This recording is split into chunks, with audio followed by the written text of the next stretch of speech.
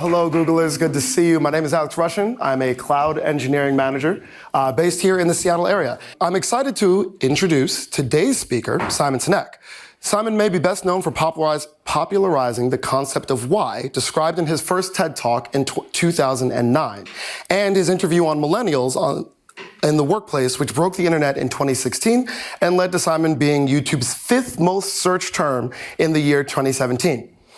Described as a visionary thinker with a rare intellect, Simon has devoted his professional life to help advance a vision for the world that does not yet exist. A world in which the vast majority of people wake up every single morning, inspired and feeling safe wherever they are, to end the day fulfilled by the work that they do. Apologize, I'm a little nervous, I'm not gonna lie. Thank you, thank you, thank you.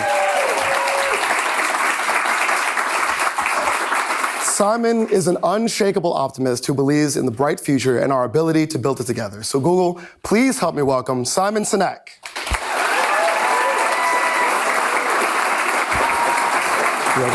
Thank you for being here, Simon. Well, Simon, we are so glad to have you here. Thank you for spending time with us today. Oh, thanks for having me. Absolutely. To get us kicked off, I'd like to ask you about your first TED Talk in 2009, Start With Why. That was 15 years ago. Start With Why, How Great Leaders Can Inspire Action. Can you walk us a little bit about what that was like? What was that journey getting to that TED Talk to deliver that message? So people ask me, like, how long did it take you to write the talk, or how long did it take me to write the book? And my answer is every day of my life up until that day. My work is semi-autobiographical, and the journey of the why is entirely based in my own personal journey of completely losing my passion for my own work. I had a good job, I made an okay living, I had great clients, but I fell out of love with my own work. I kept it to myself mainly because I was embarrassed. And if you've ever been in a dark place and if you don't tell anybody about it, it turns out it gets darker. And that's exactly what happened to me way back when. And it wasn't until a very, very dear friend of mine came to me and said, something's wrong. And I came clean and admitted what I was going through, and it was a huge weight off my shoulders. And so the journey I went on was to try and reclaim my passion. And that's when I discovered, there was a confluence of events, but the short version is I discovered that I knew what I did, and I knew how I did it, but I didn't know why. And it's based on the biology of human decision making, so I had to know why I do what I do. And making money is not or getting promoted is not a why. Those are results. And so I went on this journey to find my why, but more important, I learned how to help other people find theirs. And I helped my friends find their whys. And they found renewed love for their own work. Some of them started their own businesses. Then they would invite me to share it with their friends, and I would help people find their why for $100 on the side. And then word just sort of kind of spread. Everything was organic until I got an invitation to do the TEDx talk up here in Puget Sound. Yeah, absolutely. That's awesome. Thank you for sharing that with me. In your work, you emphasize the importance of knowing one's why. And you just mentioned that you'd gone through this yourself. How can individuals discover, or in most cases, rediscover their own purpose, especially during periods of change or uncertainty? Yeah, so one of we only have one why. We are the products of our upbringing. You and I are, who we are is based on how we were raised, experiences we had as kids, our parents, our teachers, right? Those things made us who we are. And there's no changing who you are. And the rest of our lives offer us opportunities to make decisions that are either consistent with who we truly are or not. We call it authenticity. We know what it feels like when we make those decisions. We have inspiration, we have passion, we have flow. We also know what it feels like to be out of balance. I've done this 100 times, why am I not enjoying it anymore? And so one way there's many ways to do it. I've wrote a book called Find Your Why. We offer tools on our website, but I'll tell you one fun way to do it. It's called a friends exercise, and anyone can do this. Find a friend you love and who loves you. Do not do this with a spouse. Do not do this with a sibling. Do not do this with a parent. Those relationships are too close. Do it with a best friend. Somebody who you could call at 3 o'clock in the morning, they take your call, or they call you at 3 o'clock in the morning, you would definitely take their call. And ask them this simple question: why are we friends?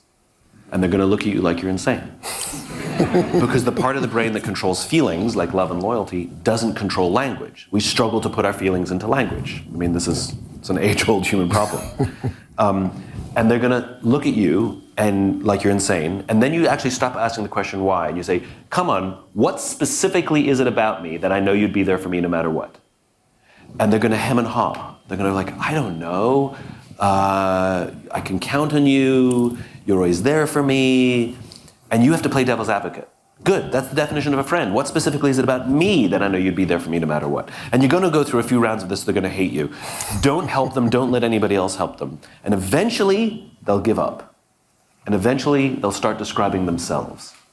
And this is what my friend said to me. My friend said, look, Simon, I don't know. All I know is I can sit in a room with you, I don't even have to talk to you, and I feel inspired. And I got goosebumps. In fact, I'm getting them right now. Because what they do is they articulate the value you have in their lives, which is your why.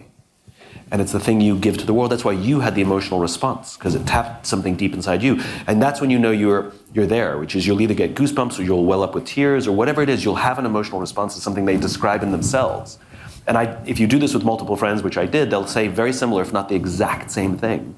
Because the thing you give to the world, your why, is the value that people take from you. Absolutely. You know, in Start With Why, you often mention that you don't do business with people who can just give you something or serve a particular need. You do business who believe in what you believe in. And I feel like you're describing the same thing with friendships and interpersonal relationships. If you've got, when they work, yeah. or why they don't work sometimes, right? On paper, this should make sense, but it just doesn't feel right, as you often would say, right? That's exactly right. Absolutely. I'm going to move on real quick. In what ways has your own why evolved over the last couple of years or been tested in period of times of change in your life or career? Yeah, so evolution, not a thing. It's a permanent fixture. I might tweak the words, but the evolution is how I choose to bring it to life. But itself is a foundation. That's why people are reliable, right? Because when your why is fixed, you will always be who I know you will be. And if you make decisions inconsistent with your why, then people will say it's like, I don't know who you are anymore. So the why hasn't evolved at all. How I've chosen to bring it to life, that's where the fun is. I can change what I do, but I can't change who I am. I can't change why I do what I do. So it's taken many twists and turns, in all the ways I bring it to life, whether it's speaking or writing books, doing the online thing, when social media showed up. Like, none of those things scared me. None of those things, AI, none of that stuff feels threatening to me. It's like I'm always looking to thread a needle. And I think this is one of the big mistakes people make when they manage a career, right? Which is people plan routes, but they don't have a sense of destination, right? Their sense of destination is abstract, to be senior one day, to make millions of dollars one day, whatever, to run something. Like, sure. So they plan routes, like I'm going to do, work at this company for this many years, or I'm going to, and it's the same, it's kind of the equivalent of like leaving your house and you see your neighbor packing up their car and you say, where are you going? And they say, vacation. You go, oh, cool, where are you going? They said, vacation. They're like, no, I know, but where are you going? They said, I told you, vacation. Well, how are you going to get there? And they say, well, I'm going to take 95, I'm going to drive 150 miles a day. So they tell you the route, but they don't know where they're going. And that's how a lot of us manage our careers. We plan routes, and then we create back plans for whatever those short-term goals are. But the problem is, what if there's roadworks? What if there's some sort of closure? What do? You freak out usually, and now your metrics are destroyed and you're panicking, right? I'm the complete opposite. I have no idea what route I'm going to take, but I know that if I'm starting in New York and I want to get to California, that's it. That's all I know, except my California is way abstract. Like well, it's not that abstract, it's just unrealizable, it's just idealistic. It's not abstract at all, actually. Like, you said it, to create a world in which the vast majority of people wake up every single morning inspired, feel safe wherever they are, and end the day fulfilled by the work that they do. That's my California, right? And the thing is, I'll start on 95, and I'll try and drive 150 miles a day. That sounds great. But then if there's roadworks, I'll be like, oh, I'll go this way. And this is a slow road, so people think that I'm off, but they can't see my twisty road, but it's very, very focused. Yeah. And if somebody comes to me and says, I have a plane, I'm like, great, but which direction are you going? Right. And I think that's one of the problems, which is we jump at jobs that offer us more money, but we don't know if it actually fulfills our values and helps us advance our cause. And so then we end up somewhere where we're highly paid and unhappy, and then it's not worth it. So I think having a clear sense of very, very distant and idealistic destination, and then being agnostic as to the route that we take, I think, at least from my experience, is a happier way to advance. Yeah, absolutely. That makes a lot of sense. So, you and I were speaking a little bit earlier today. For Google and those of us who work in the technology industry, the last couple of years have been tumultuous. There's been lightning fast improvements in technology and changes in, I won't say the values, but the methods by which a lot of us are being told to achieve our goals and do our jobs. Yeah. And I think you bring up a good point that for each of us individually, it shouldn't matter which route we're on or if we have to divert our path, as long as we know where we're trying to get to as an end goal. Yeah. And I feel like, I know for myself, that's something that I've had to recalibrate. And I think a lot of us have been going through something very similar in terms of, are we still doing the work that we enjoy? And is it moving us closer to what we want to achieve, even if it's not the way we wanted to achieve it? Right. I mean, you're touching on two things there. It's still stressful. What I'm talking about is not the absence of stress. It's just clarity as you go through that stress, Yeah. And sometimes that stress is it feels a little more passionate, But I think what's very important, and I think often forgotten in these difficult and uncertain, because uncertainty is the worst part. Like, human beings can deal with bad news. We can deal with tragedy. We can deal with, something sudden and bad. But it's the slow drip of uncertainty that is actually much more insidious. Yes. But in any time of high stress or uncertainty, the most important thing we have to do is double down on relationships, double down on friendships. And this is the thing we forget, which is human beings, we're not designed to survive in nature by ourselves. We're not very strong and we're not very smart by ourselves. But in groups, we're remarkable. There's nothing that has ever achieved of any kind of significance in this world by one person. It was always teams of people, every single time. And so I think that to know how to develop the skill set of friendship is perhaps the single best thing we can do. I'll give you a couple of examples. So if you think about it, we have an entire industry to help us be better leaders. We have an entire industry to help us be better parents, an entire industry to teach us how to eat better, how to exercise better, how to sleep better, and yet there's precious little on how to be a good friend, right? And if you look at the rising rates of anxiety and depression and sometimes suicide, even the obsession with longevity, friendship fixes all those things. Friendship is the ultimate biohack, right? And if you ask most people, are you a good friend? Most people say yes, but if you peel the onion just a little bit, would you cancel on a friend for a meeting? Would you cancel a meeting for a friend? Oh, but my friends would understand. Turns out we're actually pretty crap friends. And if you look at people's relationships, like think about the marriages or romantic relationships that you look to be like, that's what I want. That's the kind of relationship I want. If you ask all those people, what's your secret? Mm-hmm. They all say the same thing, which is, it's hard work and we do the work. Now, how many people would describe their close friendships as hard work, but we do the work? We take it for granted. They happen by default. Like, making friends is the easy part. Staying friends is hard. And sometimes we stay in friendship simply because time is the bond, right? I've been friends for 15 years. Yeah, but I get nothing from this. How can you end a friendship after 15 years? A friend of mine did this recently where her friendship was faltering with someone. You know what she did? Genius. She demanded that she and her friend get therapy together. Wow. Just like a relationship. Yeah. And I thought that was magical. I thought it was absolutely brilliant. And very few of us actually have the skills of how to be a friend. We're not very good at listening.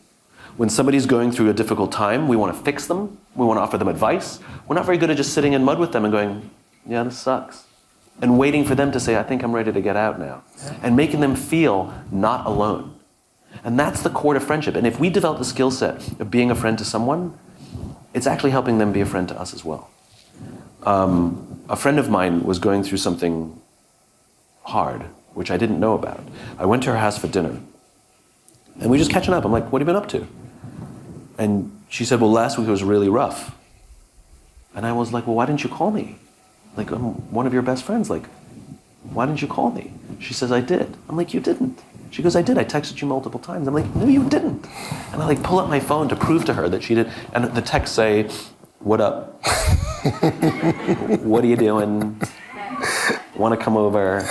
I'm like, you mean these texts? How am I to be able to distinguish those texts as a cry to help as opposed to every other text you've ever sent me? And that's, she had read an article just previously that when somebody is struggling, all they need is 8 minutes of attention from someone. Wow. To feel not alone. Doesn't mean you're gonna, and so we came up with a code, which is, the text is now, do you have 8 minutes? which that means I really need you. And anyone can leave a meeting for 8 minutes to go just let somebody know that they're not alone. Yeah. And I think this is, when you're going through periods of stress, the opportunity to have somebody that you can simply go home to and say, I don't know what's going on, and I'm stressed out, and there's so much uncertainty, and I don't know how to deal with it, and I'm so good at making decisions, and I don't know what decision to make, and just have somebody who knows how to sit there and hear you and give you space, I'm telling you that's 90% of it. Yeah. That's amazing. You did mention earlier that it's easy to make friends, so I'm going to have to tell you about the Seattle Freeze after this event. I think friends happen. At least that's how we treat it. Yeah. You know? Yeah, absolutely.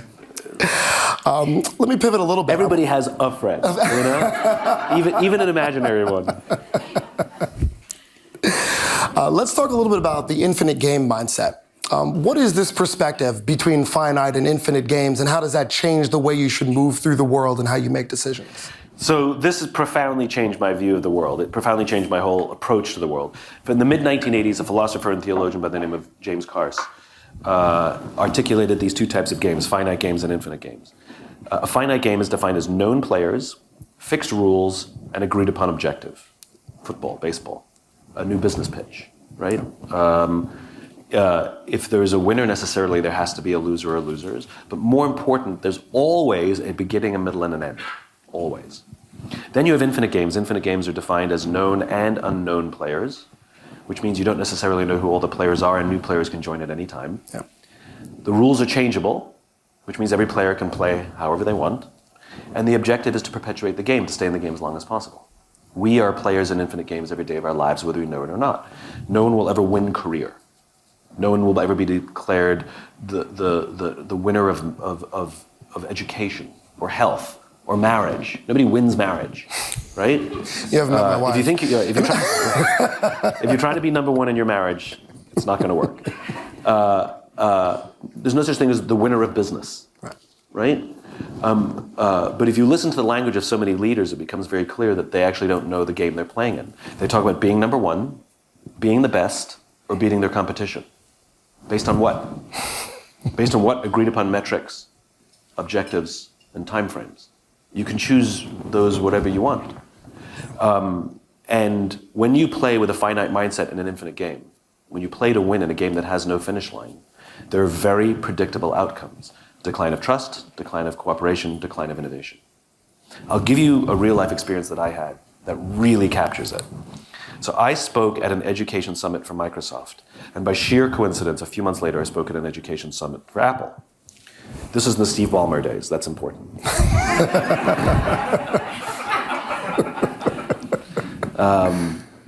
At the Microsoft summit, every executive spent, like 80% of the executives spent about 80% of their PowerPoints talking about how they were going to beat Apple. At the Apple Summit, 100% of the executives spent 100% of their presentations talking about how they're going to help teachers teach and how they're going to help students learn. One was obsessed with their cause, one was obsessed with beating their competition. Guess who is having morale problems? At the end of my Microsoft talk, they gave me a gift. They gave me the new Zune when it was a thing. The Zune was Microsoft's response to the iPod. And Ballmer had been very public that he was going to make the best iPod and beat Apple and blah, blah, blah.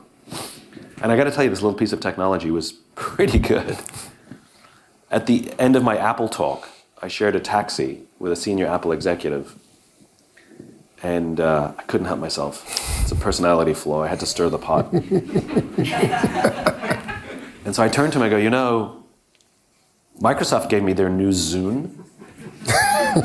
It is so much better than my iPod Touch. And he looks at me and goes, I have no doubt. And the conversation was over. That was it. Because when you're playing with an infinite mindset, you're not actually competing against anybody else. You're competing against yourself. That's the only true competition.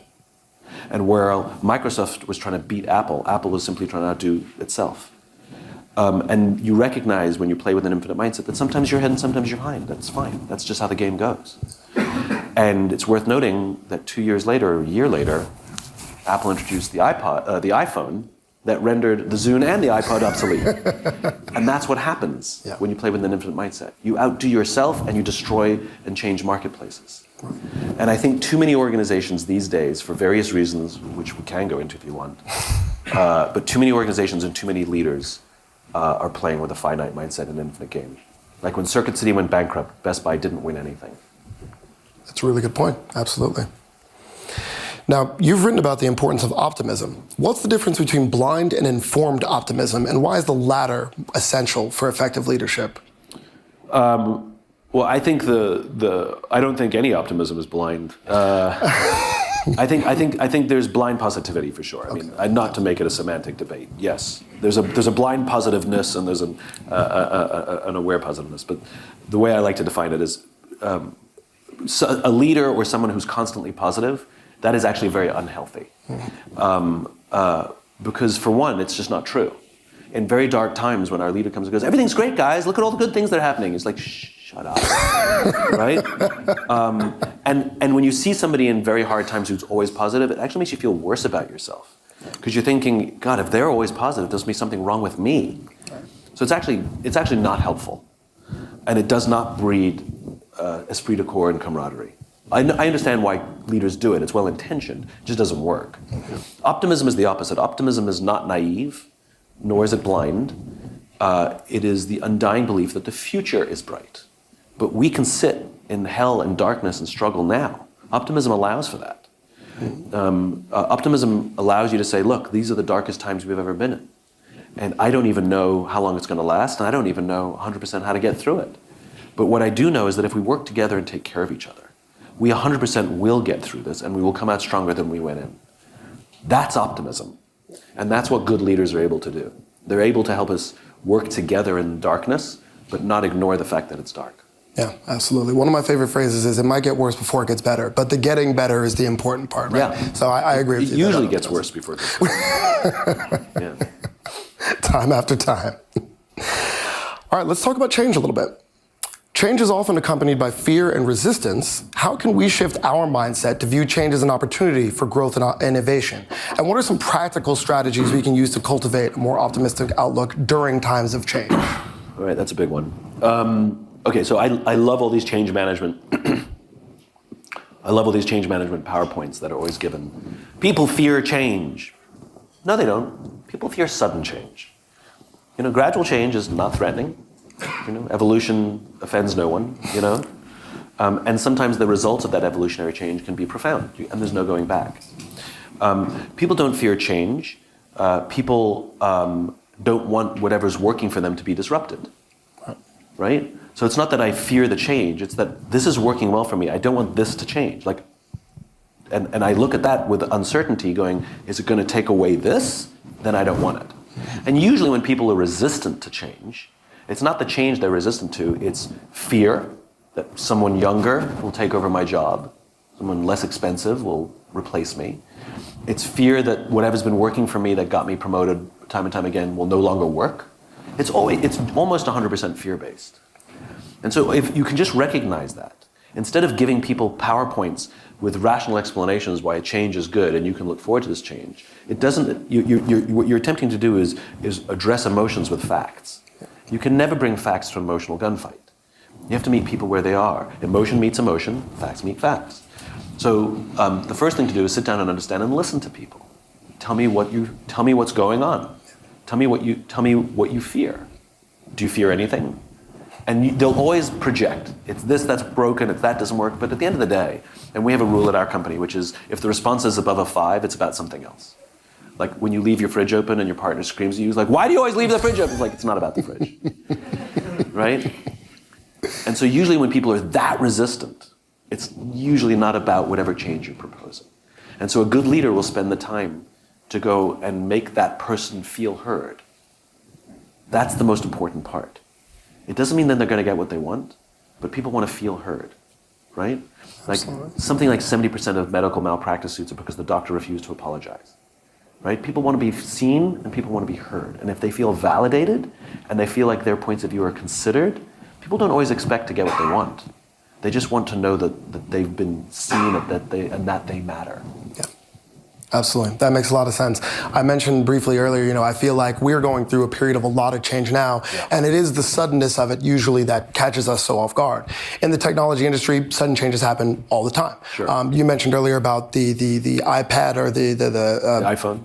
I'm sorry, rendering the iPod completely extinct, and how that was fine for Apple. They were able to handle that because it aligned with their... By the way, I think they should bring them back and give them to children so that they can... Because my nephew's like, I'm listening to music on my iPhone. I'm like, Are you though? Anyway, but I digress. Yeah, that's totally fine. Bring back MP3 players. All right, let's talk about the Clifton Strengths Top 5 assessment, which I know that you have a partnership with. Yeah. So as part of Gear Up, the Google School is also making the Clifton Strengths Top 5 assessment available to every Googler around the world. So take note of that, go to the Go link. Why do you think it's important to lead with our strengths, to find them, recognize them, and then lead with them? And what have you learned by doing this for yourself? So yeah, I like the Strengths Finder, and we did do it. We did do it as a whole company. Everybody did it. And it does a lot of things, right? The frustration you have with somebody who they annoy you at work, and I don't mean their personality. I mean like there's some things driving you nuts. It helps understand that they're actually in a position where they're struggling. They're not leaning into their natural strengths. So you're expecting everybody to be their strengths to be your strengths. Right. So it just helps you see people as people, and you're like, oh, that's why. And it becomes much easier to help people like sit in their strengths. It also, for people who are insecure or defensive, and we all are at some point, about what we're good and bad at, you look at it and be like, well, that's why I suck at that. And it sort of takes a weight off your own shoulders, that I can't be good at everything. It also helps you understand teaming. And it also helps you sort of just recognize and relate to each other. Like futuristic is, I think, one of my big ones. Iterative, strategic, those are sort of, I think, some of my big ones. And like when you get to know me and you recognize that basically I live with my head in the clouds, that's why, my execution is like this big. I need other people around me to help me execute my ideas. And what I think Strength Finders does is it allows for something that I like to call confident ignorance. Right? Which is, we're always told in sort of leadership theory that you have to be vulnerable. You have to say what say you don't know something if you don't know something, and admit your shortcomings. And that's scary to a lot of people because nobody wants to be weak. But there's confident ignorance, right? So for example, if somebody's like, I need you to do this, you're like, I don't know how to do that. I'm definitely going to need help. Don't do that. Like that will freak people out, right? Yeah. But if you say, oh, I suck at this, I have no idea how to do that, I'm definitely going to need help how to do that, need help to execute that. If you just own it, that's the confident ignorance. Just be super confident in what you don't know. Yeah. Be super confident in what your weaknesses are. It actually is quite inspiring. It actually gives people, clues as to where you need help, which means they'll help you, but also it helps them create a space so that they'll be honest back to you. So if you're in a leadership position especially, and you're confident in the things you don't know, guess what the team will do? They'll be confident in things they don't know, and then you can help them. But if you're lying and hiding and faking every day, pretending you know everything and you know all the answers, guess what your team's going to do? Pretend they know all the answers all the time, because we generally follow our leaders. Yeah, absolutely. Now, you touched on something that reminded me of a previous topic as well, in terms of competition versus worthy rivals, right? Yeah. And knowing your own strengths, the strengths of the people that you're not competing with, but operating within the same game within, and how you might be able to sharpen steel against steel. Can you tell me a little bit more about that, and viewing people as rivals you can learn and grow from versus people that you must defeat? Sure. So in a finite game, you have competitors. You play to beat someone, right? They are your competition. In an infinite game, there is no competition because there's no winning and losing, right? And yet the fact that we call other companies in our space or even our colleagues competitors is actually incorrect, right? They are other players and they are rivals, and some of those rivals are worthy of comparison. In other words, they're really good at what they do. In fact, sometimes they're better at some things than we are. And so I believe in the concept of worthy rivalry, which is find another player who is as good or better than you in some things, that their strengths reveal to you your weaknesses, and use them as a foil. Be grateful for them. Now go work on those weaknesses, right? So where I have no problem with Microsoft making a great MP3 player, but start trying to beat Apple. Just use Apple as a foil and be like, oh my God, look how good their product is. Guys, we need to do better, right? And we can do it at work too.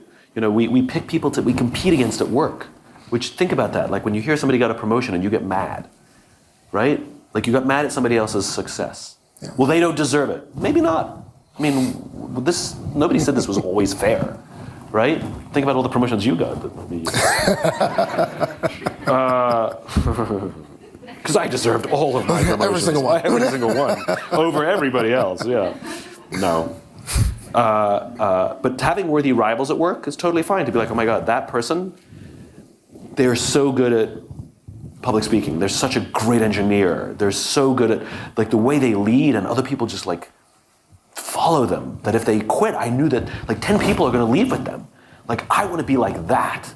Instead of hating them and trying to bring them down, use them to learn from them. Watch them, study them. Use them as your worthy rival, your pacer. And maybe you'll outgrow them and they won't be your worthy rival anymore. That's fine too. Yeah. But I think worthy rivalry is a much healthier way of viewing other players in the game. Yeah, absolutely. Awesome. We're going to transition to some questions that came directly from Googlers, if that's all right. So our first one is from Isam, and I apologize if I mispronounce any of your names. Isam from Dublin. In a world increasingly... It's Dublin.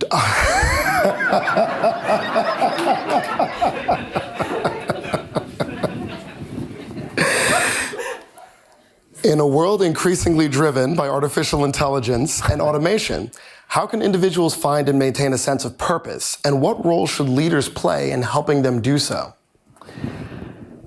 So the great thing about technology, and the great thing about technologists, is they have great imaginations. And that's part of how the technology gets invented and advanced, right? Somebody dreams of something insane, and they build a crappy version of it, right? Like, for those of you old enough to remember when the internet showed up, and people predicted the end of bricks and mortar, that there would be no more bricks and mortar stores, all shopping would be online. Well, that didn't happen. Turns out people like browsing and trying things on. Now, there are challenges to those bricks and mortar staying open from a strictly numbers standpoint, but we like going shopping. You know, we're hunter-gatherers. And so those predictions were completely wrong, even though the technology would allow for it. And this is part of the problem with technologists, and no disrespect to any of the engineers in the room, but like, technology doesn't solve human problems. Technology won't replace a friend. Right? Yes, it might be able to give you some advice in hard times, but at the end of the day, to be able to sit with somebody, and if somebody's going through a hard time, to feel their hand on your shoulder and say, don't worry, I got your back. There's no technology that's ever going to replace that. And I think a lot of the promises of AI are just that. They're promises. And very few of any of them are being realized. Right now, it's fun. It's having, and algorithms are not a new thing. Right. You know, we've had AI for a long time. It's becoming more sophisticated without a doubt. Some of it's incredible, but I think a lot of the promises are yet to be realized. So I'm kind of in a wait and see mode. But I'm also doubling down on humanity, you know. And I not to be cynical, but if we go back to the 70s and 80s, where robotics started to show up in factories, for example. And robotics kind of did a lot of harm to the livelihoods of people in blue-collar jobs. They were replaced by robots. Go to a car factory, it's a lot of robots and a few people. It used to be a lot of people with few robots. And when people in those jobs said, you're destroying our livelihoods, sort of the white-collar world, you know, Wall Street and technologists said, you know, just reskill, right? Well, AI is going to do nothing to blue-collar work. Like, AI is not going to replace the baggage handler at the airport. AI is not going to replace your plumber to fix your toilet. It's just not going to happen, right? It's not going to build your house, right? Blue-collar work is about as strong as it can be in the AI world. Where it's going to affect is the knowledge economy. And it's kind of like,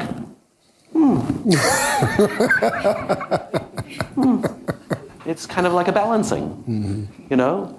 And so, yeah, there's going to be a lot of knowledge work that will be replaced by AI, without a doubt.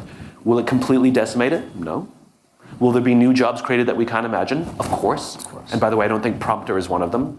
And the reason is you need to have a prompter because right now the technology is not very sophisticated, and so you need to know how to ask it questions. That'll be solved in a couple of years where you can just speak like you and I are now and it will be able to basically understand it. So that's a nonsense job. For all of our prompt engineers in the crowd, just sorry. Take note. No, but it's good for now, just not forever. But I think there's going to be a rebalancing is what it's going to be. And there will be some new skill sets that we need to go build up. And yes, knowledge work is going to be the place that it's going to hurt, not blue collar work. It's just that's how it went. But I do think that jobs will switch. So, for example, in my world, the writer is the king, and the editor is like meh, you know. And I think that'll completely flop. I think AI can write a shitty first draft of a press release, but you need a person to edit it. And so I think editors, people with good editorial eyes, are going to become heroes. Whereas the writer who can write the shitty first draft and then give it to the editor, that used to be treated like the hero and spend a week working on that, whatever that draft was, that's the job that's going to be decimated. But editors, so, editors of everything. So prompt editor is what we should. Prompt editor, exactly.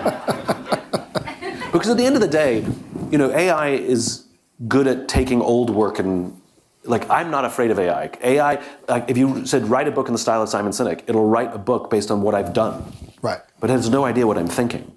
It's not going to come up with the idea of, like, I'm writing a book about friendship. AI would not conceive of that. Right? So I think new ideas and looking forwards, and this is why having why and having purpose and having cause matters, because I'm always looking way ahead, going like this. AI is behind. AI is looking backwards, asking where I came from. I don't care where I came from. I care where I'm going. And so I think the more that we can focus on where we're going, and AI becomes a tool to help do that, but I don't think it's threatening if you're forward focused. Yeah, absolutely. Awesome, thank you. We have a second question here from Valentina in Boulder. Quite a long question, so I might cut it up a little bit. Simon, you often speak about the importance of finding purpose and meaning in our work and our lives. In a world facing increasing uncertainty and change, how can we cultivate genuine optimism without falling into the trap of toxic positivity, which we touched on earlier, or trying to force meaning onto events that feel overwhelming and beyond our control? I like that second part, which is forcing meaning on things. Yeah. I find that very interesting. And it's I have a friend, this is great. I have a friend who called me up, and she's sort of woo-woo. I just realized I'm saying that in like one of the woo-woo capitals of the world. Pacific Northwest.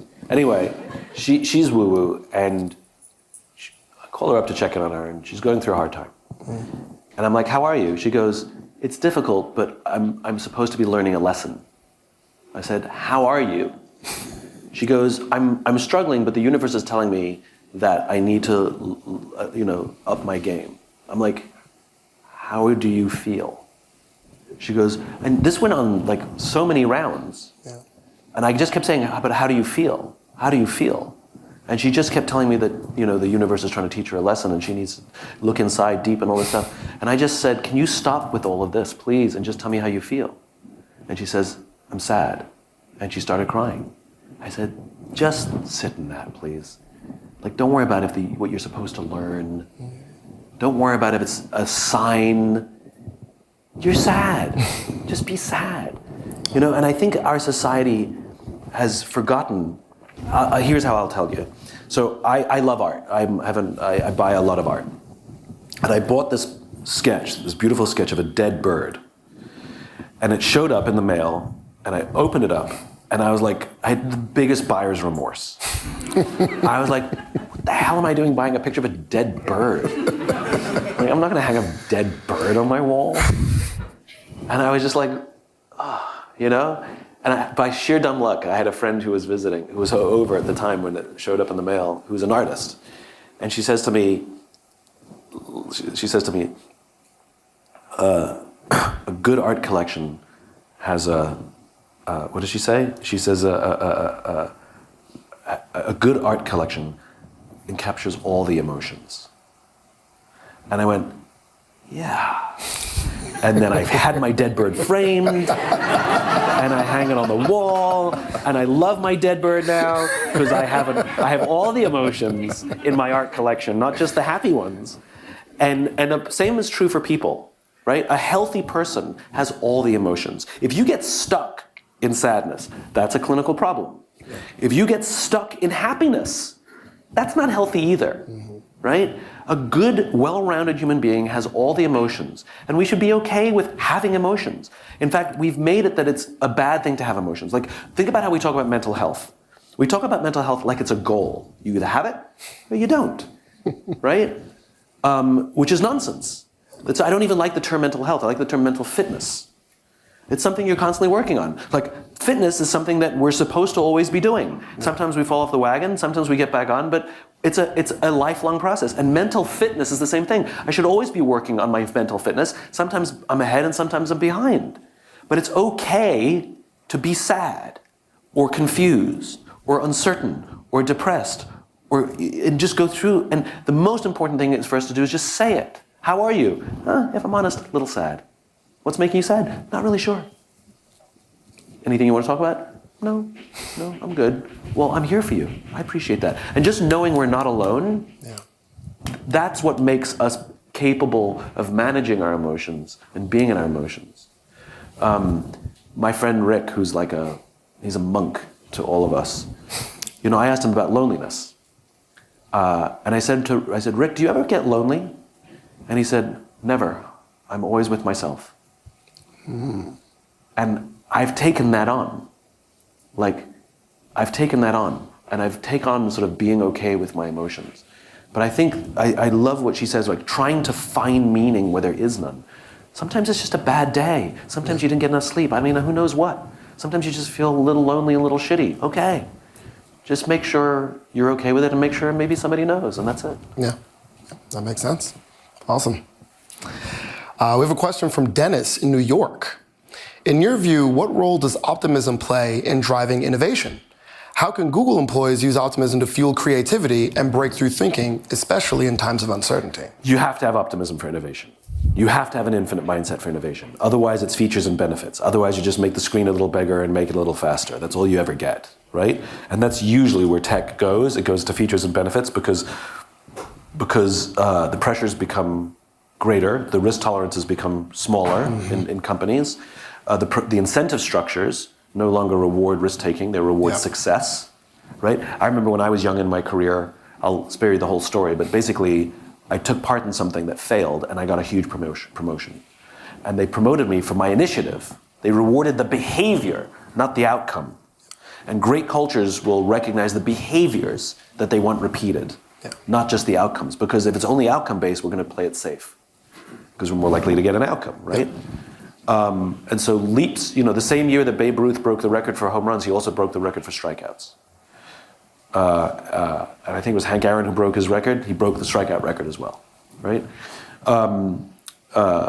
So I think optimism plays a huge role, and that's where cause comes in, which is we're trying to advance something way bigger than ourselves, and the company and the leaders can easily describe the vision, the idealistic vision of the world we're trying to build. I have a dream. All men are created equal. Like, these are visions of worlds that don't exist and never will, but they are strivings. And the joy and the sense of progress that we make every time we accomplish something that makes us feel like we're getting closer to that idealistic state. But idealism and the optimism that idealism breeds is essential, and I fear that it's been lost in our country. It's been lost from our national leaders. And by the way, it's not a political thing. It's been probably since the fall of the Berlin Wall. Like, no Democrat or Republican has effectively articulated a vision for America that inspires all Americans. And I think we've lost it in business. If we look at our business leaders today in our biggest companies, they're more obsessed with their shareholder value than they are with the visions that they founded the companies with. They're more obsessed with short-term incentive structures than they are with long-term bets, even if they fail a bunch of times. They fear Wall Street, which is hilarious to me. How can you claim to be a leader when you do what a 27-year-old analyst tells you to do? And it's all of these things. We keep replacing visionary CEOs with operators to run our companies. The number of CEOs that were the COO or CFO is amazing. And they have proven track records. No visionary has a proven track record because it's all nonsense. It's all madness, right? But they inspire people to come and take the risks with them. And I don't blame any particular company or leader. I just think over the past 40 years, the way that capitalism has gone and the rise of Miltonian and Jack Welchian capitalism, we've seen one of the side effects is an eroding of optimism and idealism. Yeah, absolutely. And I think we need it back, and we need the leaders who will give it back to us. Now, you bring up a good point about those companies who had started by visionaries and then eventually get taken over by operators. Can you tell me a little bit more about your assessment of some of those companies? And for some of them, there have been times where new visionaries are brought in who can recapture the original why, the original cause, get a company back on track. We saw it. We saw Bill Gates get replaced by his operator, by Ballmer. And Ballmer is a very talented executive when he's working alongside a visionary. But we saw what happened at Microsoft, right? They became uninspiring. They became short-term focused. They couldn't attract talent. The best talent left. The place was, I visited during those days. I mean, nobody was having fun. You know, fear was the overriding feeling at work. You know, watching your back was the overriding feeling. And when Ballmer left, Satya came in, and he restored some of that vision. You know, Mike Duke at Walmart, he was pure operator who only cared about short-term incentive structures, and he was replaced by Doug McMillan, who brought back some of the magic. And you see morale, and you see like people who hated Walmart, now they like Walmart again. Like you can see what happens internally happens externally as well. Michael Dell replaced himself with his operator. He had to come back. Howard Schultz replaced himself with his operator twice. He had to come back, right? And it's just this repeating pattern. And I know why we do it. When you talk to the visionary and you say, who should replace you? They look at their CFO or CEO and they say, I couldn't have done it without them. True. They know more about the workings of the business than I do. True. I trust them more than anybody else. True. The problem is they're not visionary. The problem is the wrong skill set for the job. And what makes great companies is the partnership of visionary and operator. Because visionaries by themselves just drool on themselves and have great ideas about how to change the world, but you know, they can't build the companies, right? At least not in the way that they need to be built. But it's this magical partnership that makes great companies. And operators will always do well in life because they know how to get things done. Visionaries really need the operators more. But it's the partnership. But the visionary needs to lead the vision, and the operator needs to have the strength of ego to say, it's not my vision, but damn, I believe in it and I know how to build it. And it's the partnership that's so magical. And it's very hard to put the visionary in the subordinate position in a corporation that requires vision. Yeah, absolutely. We've lost even the definition of vision, right? What's your vision? And they give us some financial number by some date. Well, and that's what you mentioned earlier, even outcomes like promotions and making money, those are results. Those are not actually causes, right? Can you talk a little bit more about that, the what's that prove your why a little bit? So, by the way, money's fine, but let's recognize the role that money plays inside a visionary organization, right? Which is, it's the fuel that makes the car go. So if the car is the company, and the vision is the destination that you're trying to get to, money makes the car go. If you don't have money, the car doesn't go, no vision is accomplished. So money is an essential component, but it's not the reason to own a car. You don't own a car just so you can buy gas, right? For the same reason, you don't start a company just so you can make money. That's inconsistent. We buy a car to go places. We started the business to advance something, to move towards something, to change the way the world functions. And the money will get us there. And somewhere along the way, we take our eyes off the road and start looking obsessively at the gas tank. You know? And I think it's gotten a little confused for a lot of companies. And you can tell a lot about what a company believes by looking at their products. I'll give you a little inside baseball. So when I was writing Start With Why, I had all these theories about Apple, and I'd never really visited or met anybody at Apple. They were just theories. And I thought, before I publish a book, I should probably check. So we sent a note to Apple requesting an interview with Steve Jobs. And I didn't know this at the time, but my publisher had published an unauthorized biography of Steve Jobs. And so because I was associated with that publisher, I was told to no. I was told, not only can I not interview Jobs, I can't interview anybody, and I may never visit campus. Oh, and by the way, all your ideas are wrong. So I had no inside access. Yeah. The only thing that I had was the way that Apple talked about itself.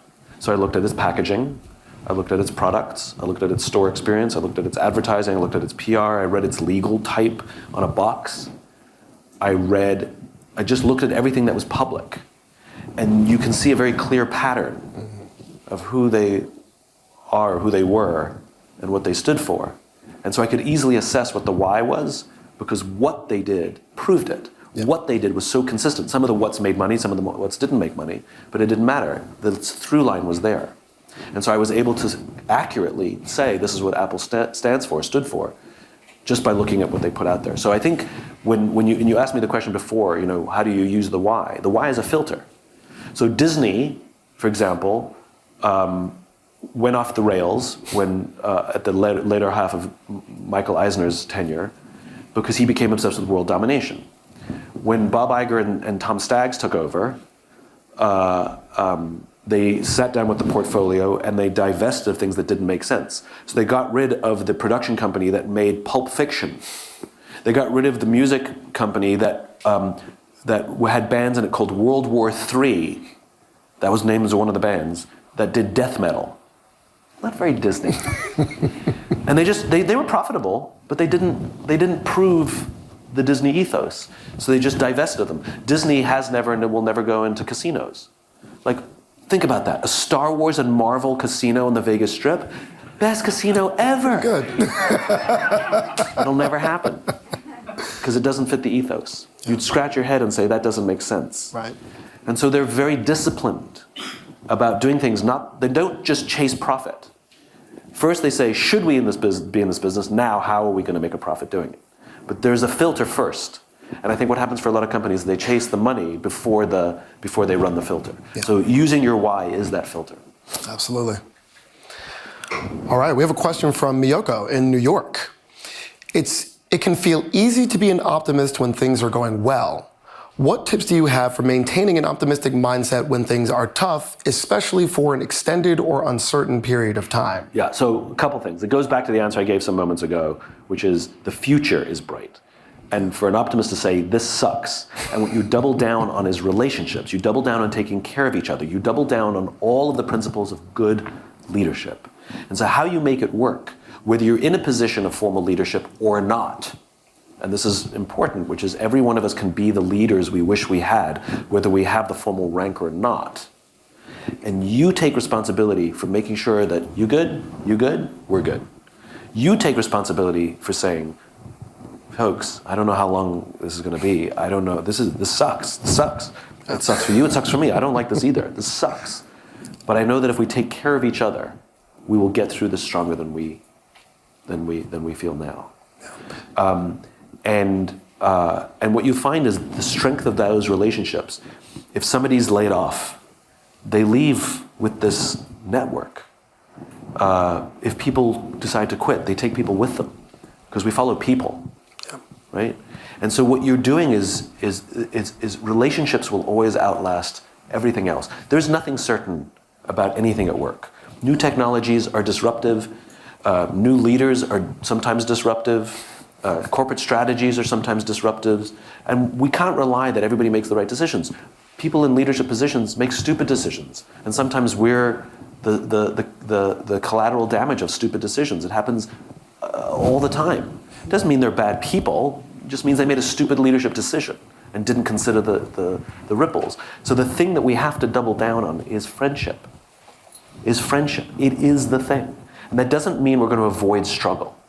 I'll give you a perfect example. I had the opportunity to visit Kenya this year. And for those who haven't been, please go. And we went to rural Kenya into the Mara, and we, like, poverty, mud huts, all the tropes, right? Mm-hmm. And you start to realize that they're happy.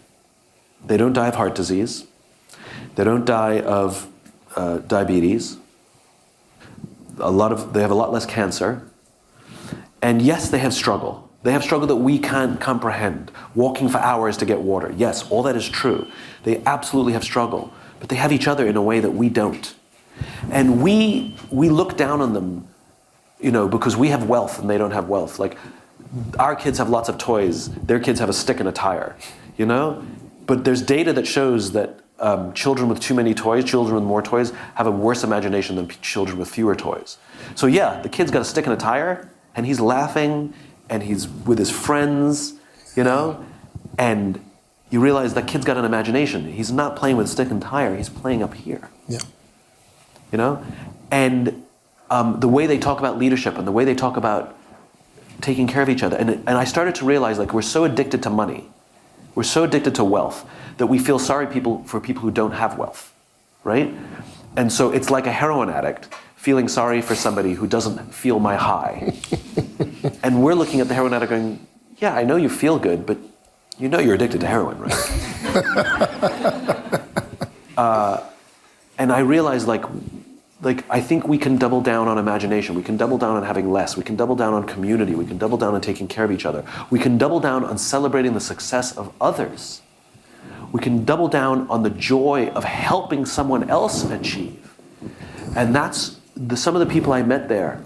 They were the most remarkable leaders, the most remarkable people I've ever met, and they have a pittance for what we have.